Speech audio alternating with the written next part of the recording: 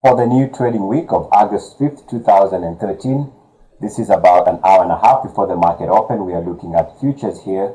Looks like the market is still trading slightly to the downside, pretty much unchanged after last week's nice move to the upside. We see the Dow cool down slightly, but the instruments that seem to be moving, we can say crude oil slightly down and also gold slightly down. We'll see whether that remains the case for today and for the rest of the week. Now here's the Nasdaq weekly chart, and you can see ever since this instrument slashed below 34.98, it's been a straight shot to the upside. Very powerful move, and as long as the market is quite frankly holding above that level, even a pullback to test this breakout here is normal, is within the normal range of bullish behavior. So one can argue that the market remains very strong. Even a normal pullback should still be on the positive side net.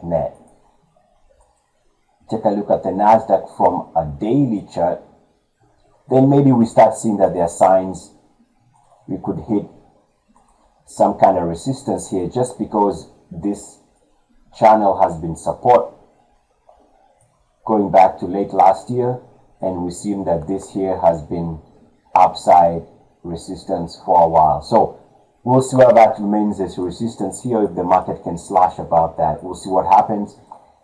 We just watch for that and see whether that holds as resistance or if the market continues pushing to the upside. The Dow weekly shows that as long as the Dow is holding firm above 15,354, which is this weekly closing high here, and you see ever since we slashed above that, the market has had four straight weeks to the upside above that level. That's a very strong market. So as long as the market is holding above that level and not breaking down, you have to assume that quality breakouts, individual names, are the ones that we should be owning as they break out to fresh weekly, monthly, and daily highs. So playing breakouts is a way to go in a momentum market that is moving sharply to the upside.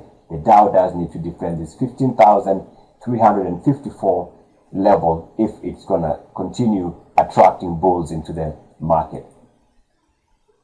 The transports weekly, after 1 week of failure, they had failed here this week, here this red bar, after they had broken out above 65.49. We see they've reclaimed that level, so we'll see whether they can still hold above this level here.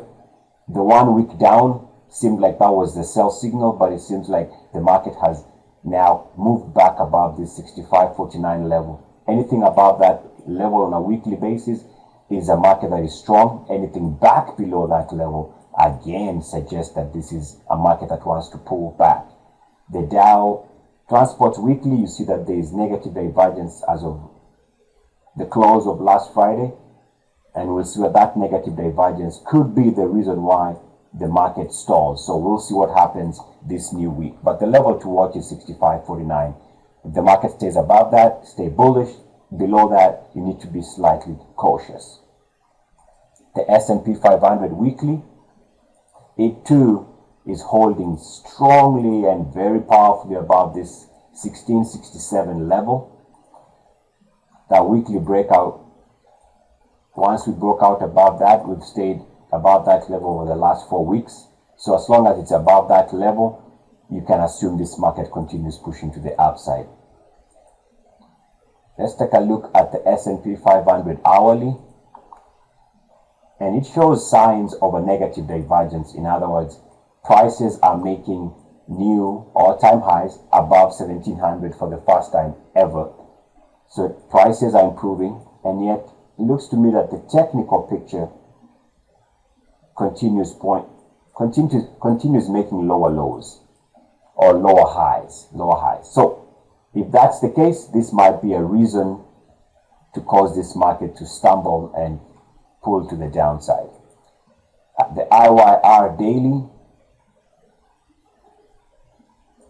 this is probably one of the major indices that was leading in 2012 that is starting to show signs of weakness. As you can see, it tried to recapture a declining 50-day moving average here and stalled.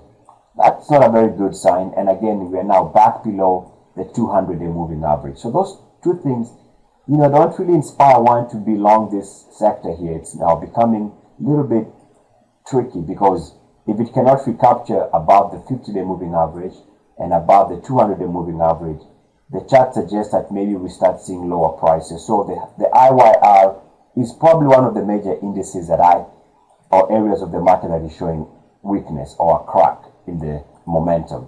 If you take a look at the daily RSI, we broke down here in sentiment.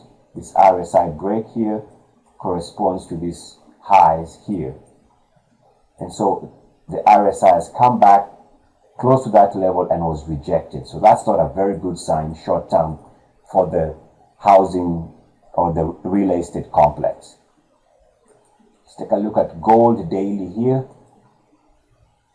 And the gold daily also showing signs of failure to hold this declining 50-day moving average. So as long as it's not holding above the 50-day moving average, the indication is probably it wants to go down.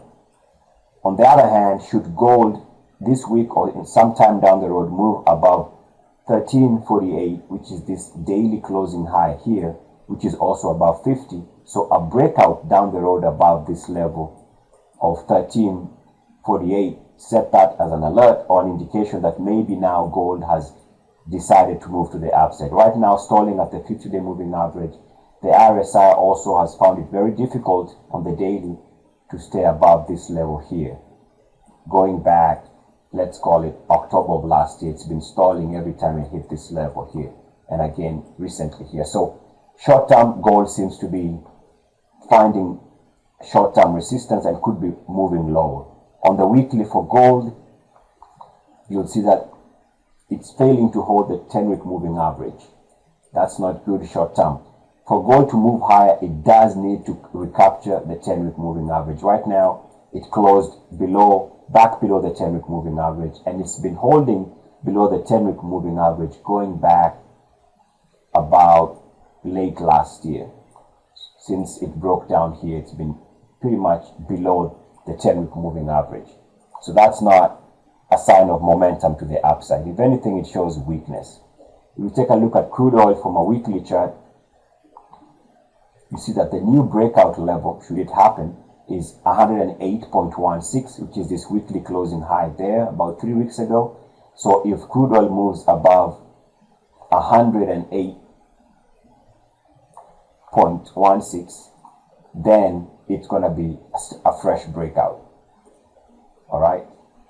If you take a look at crude oil from daily chart, you see that short term seems like this.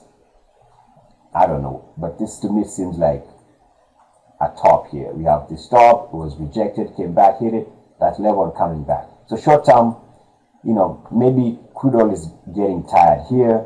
If you take a look at the USO, which is pretty much the same thing, is the RSI that I've been talking about for a couple of weeks now. This here was already shown resistance and a rejection. So unless it breaks out above 108, crude oil to me seems like it's also going to have a down week. Maybe it's already peaked for now. But if it breaks out, then we want to play long anything in the oil and gas, in the energy sector. For now, it seems to me that it is stalling. Let's take a look at one more here, and it is for Facebook. And I rarely have Facebook as on my weekly videos, but I just want to point out something. After the big move in the stock over the last 2 weeks, after it moved above this level here of about 26, bam, all right. On the daily is where I want us to take a few minutes just to take a look at this. On the daily, you see that it still has this major gap here. And sometimes stocks do gap up and break away and never come back. So the way I'm looking at this is, let's take a look at a different view. Let's take a look at a short-term chart for, this is a 1 year daily. Let's go back and make it into a 2-month chart, so I can show you what I'm thinking here. So you can see this is a two-month chart daily for Facebook. This closing price of 37.63, so 37.63, as long as Facebook, because it had 2 days of rest, we got day 1 of rest below 37.63, day 2 of rest below 37.63. So now that it is above 37.63, if it can hold above 37.63, you can stay long this instrument, because maybe this one is taken off and might never come back. So if it moves back below 37.63, then you want to get out. Anything above this breakout level here might suggest this instrument continues pushing higher. So that's the line on the sand. Eric Moade, have a good trading week. Peace and blessings. Woo!